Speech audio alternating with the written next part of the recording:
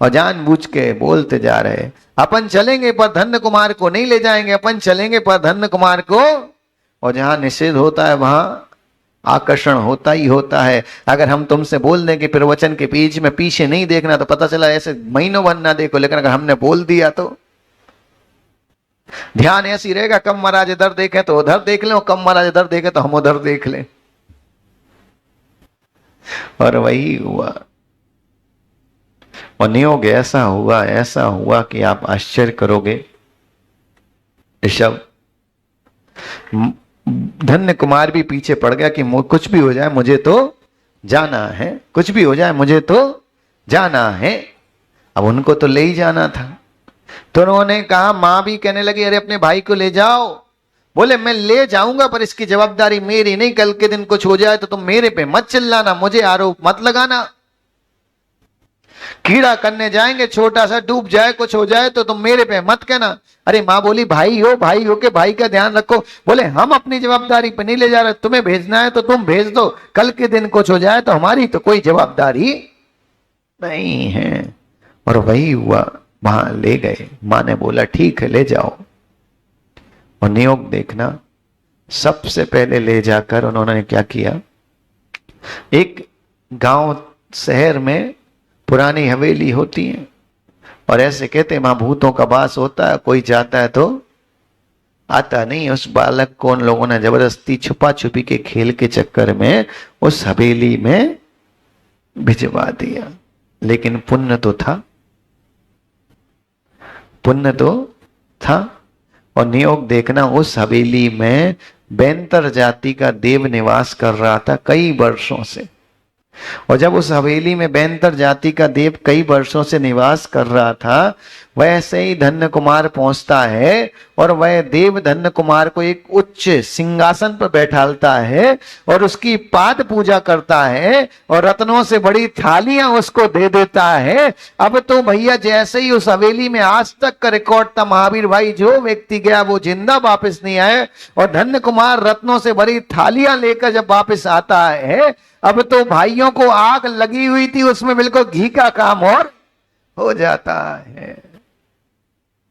और अब जो नौकर चाह करते हुए रत्नों की थाली धन्य कुमार उनको देता है और उनसे कहता है इनको घर रखाओ। अब तो पूरे नौकर भी भग गए, अब कौन बचे, केवल 8 लोग, 7 भाई और धन्य कुमार। और देखते देखते धन्य कुमार के साथ बहुत कीड़ा करते हैं। कीड़ा करते करते तालाब के पास ले जाते हैं। तालाब के पास में एक बहुत भयंकर नदी बह रही थी, उस नदी में ले जाते हैं और शर्त लगाते कौन कितनी देर तक डुबकी लगा के रह सकता है। धन्य कुमार को बार बार बोलते हैं ये तो रह ही नहीं सकता, ये तो रह ही नहीं सकता, ये तो रह ही नहीं सकता। अब ऐसा बार बार बोलते, और 15-16 साल का बच्चा हो तो फिर तो, अरे आज तुम्हें 40 साल वाले को कोई बोलते तुम नहीं कर सकते, नहीं कर सकते। कई पंडित जी होते ना, उन्हें दान दिलाना पड़ता, क्या करते, अरे ये तो दे ही नहीं सकता, ये तुम्हारे बस की नहीं है, छोड़ो। फिर तो आदमी कहता 10 लाख देना, 1 करोड़ ले ले, कैसे बस की नहीं है, हम बताते। और वही हुआ दीपक, उन्होंने कहा तुम नहीं कर सकते। अरे उन्होंने कहा कैसे नहीं कर सकते, हम करके बताएंगे कैसे नहीं कर सकते। और वही घटना घटी और आनंद का विषय देखना, घटना ऐसी घटी कि उन लोगों ने डुबकी लगवाई। डुबकी लगाते गए, लगाते धन्य कुमार डूबता रहा, बार बार बाहर आए और धीरे करके एक एक करके 7 भाई ऊपर आ गए और धन्य कुमार को नदी में डूबने रहा। और जैसे ही वो ऊपर आए, बड़े बड़े पत्थर उसके ऊपर फेंकना शुरू कर दिए।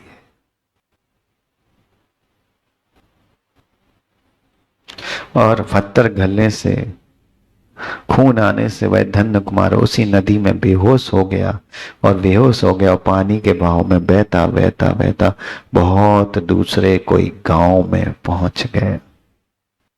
और जब उस गांव में पहुंचा मां, तो उस गांव में भी भव्य जीव था, मोक्षगामी जीव, ऐसे थोड़ी मरण हो सकता है, पुण्यात्मा था भाई। और वह नदी के किनारे निकलता है, और नदी के किनारे निकलता तो एक धीवर उस बालक को उठा लेता है और उठाकर उस बालक का पानी आदि निकालकर उस बालक का उपचार करने लगता है। और पंडित जी जैसे ही उस बालक का पुण्य तो देखो कहाँ मृत्यु के मुंह में गया है, विभूत के बंगले में गया तो रत्नों की राशि मिल गई, नदी में डुबाया तो धीवर ने बचा लिया। ऐसे करके वह धन्य कुमार बच जाता है, बच जाता है, पर याद रखना बच जाता है। और लेकिन सब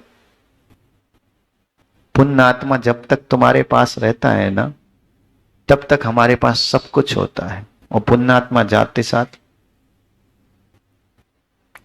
तीर्थंकर, याद रखना जब तक तीर्थंकर रहते हैं ना मां, भाई रत्न राशि जो स्वर्गों से मिलती सब पृथ्वी पर रहती, सब पृथ्वी पर रहती। लेकिन जैसे ही तीर्थंकर का मोक्ष होता है ना, वह रत्न राशि धीरे धीरे करके कहां विलीन हो जाती किसी को पता नहीं चलता। चक्रवर्ती की जो औलाद होता है ना, चक्रवर्ती जब रहता है तो चक्रवर्ती का 6 खंड के स्वामी की औलाद होता है, जहां नजर उठाता वहां आज्ञा चलती है। लेकिन चक्रवर्ती जैसे ही जाता है उसके बाद उस औलाद की कोई गारंटी भी नहीं है कि उसको कोई राज भी दे दे। धीरे धीरे करके सब नष्ट हो जाता है। इसलिए याद रखना, कभी किसी व्यक्ति के पास बहुत धन हो, कभी किसी व्यक्ति के पास बहुत सुख हो, कभी किसी व्यक्ति का बहुत नाम चलता, उससे ईर्ष्या नहीं करना बाबू।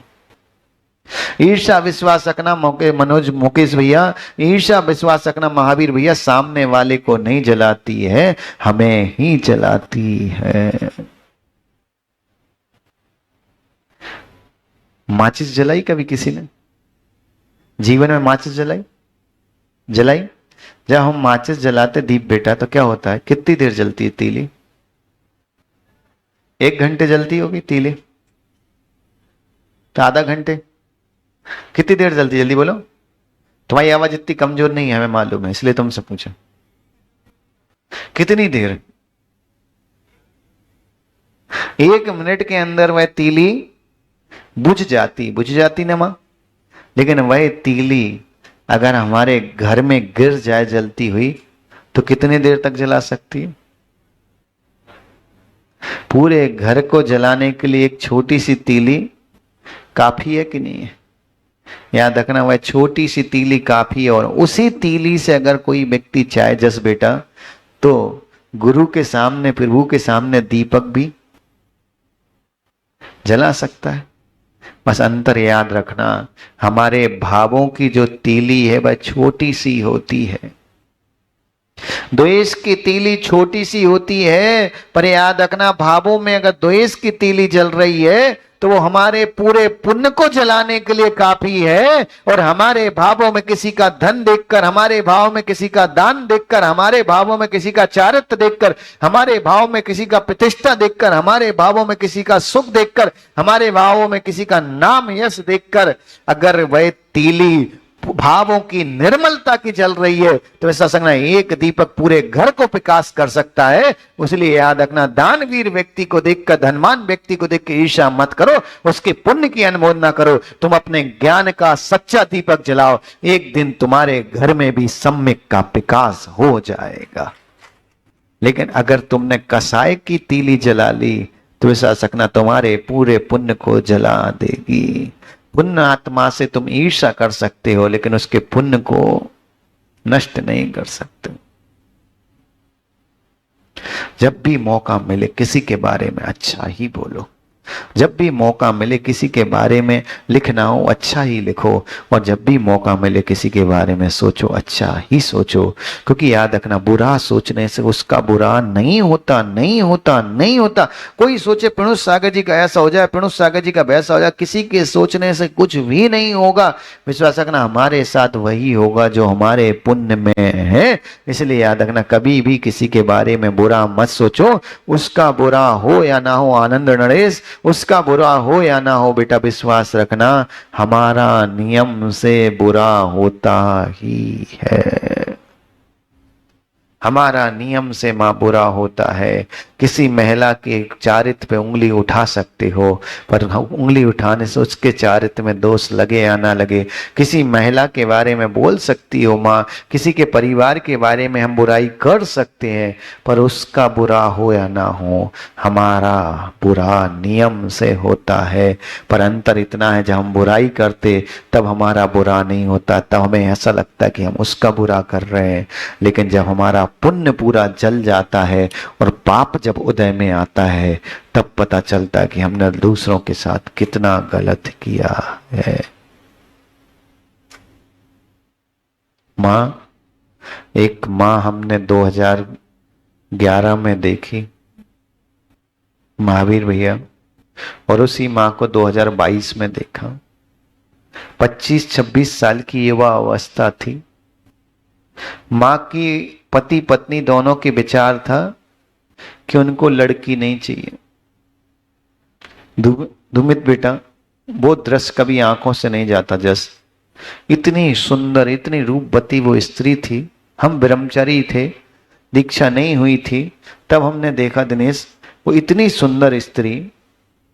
और आप आश्चर्य करोगे, गुरुदेव के पास आई, उसके पति ने बोला कि देखो हमारे कोख में लड़की है और हमें घर में लड़की नहीं चाहिए। उसका भाभी समझा रही कि तुम केवल जन्म दो, हम रख लेंगे, हम पाल लेंगे। आप आश्चर्य करना, उसने अबॉर्शन करा दिया माँ, लड़की को मार दिया। दोबारा गर्भवती हुई, फिर लड़की आई, नियोग देखना, फिर मार दिया। उसने ऐसा 3 संतानों को मारा, तीनों लड़कियां थीं। और नियोग देखना, 3 बार अबॉर्शन कराने के बाद जब हमने उसको 10 साल बाद उस स्त्री को देखा ना, तब ऋषभ देख के ऐसा लगा कि एक समय ये था, क्या रूपवती थी, क्या सुंदर शरीर था।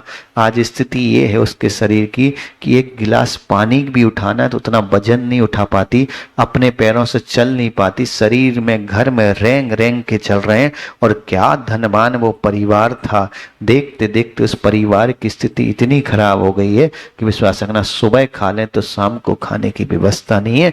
इसलिए किसी भी व्यक्ति के प्रति कसाय के भाव मत रखना, किसी व्यक्ति के प्रति हिंसा के भाव नहीं रखना। हर व्यक्ति अपने पुण्य का खाता है, हम किसी को नहीं खिलाते। मनोज भैया, तुम्हारा बेटा भी जो खा रहा है, कभी ये मत सोचना कि मैं कमा रहा हूं वो खा रहा है। विश्वास रखना, उसका पुण्य है इसलिए तुम कमा रहे हो, उसका पुण्य है इसलिए ऐसे घर में पैदा हुए जहां सोने की चम्मच में उसको खाने का मौका मिल रहा है। हर व्यक्ति अपने पुण्य का खा रहा है, कोई किसी के भाग्य का नहीं, सब अपने भाग्य का ही खाते हैं। और क्या हुआ, धन्य कुमार धीरे धीरे ठीक हुआ, धीवर के घर में रहने लगा। धीवर के घर में रहने लगा और धीवर मछली आदि पकड़ने का कार्य करता था, बेचता था। लेकिन आप नियोग देखना कि उसको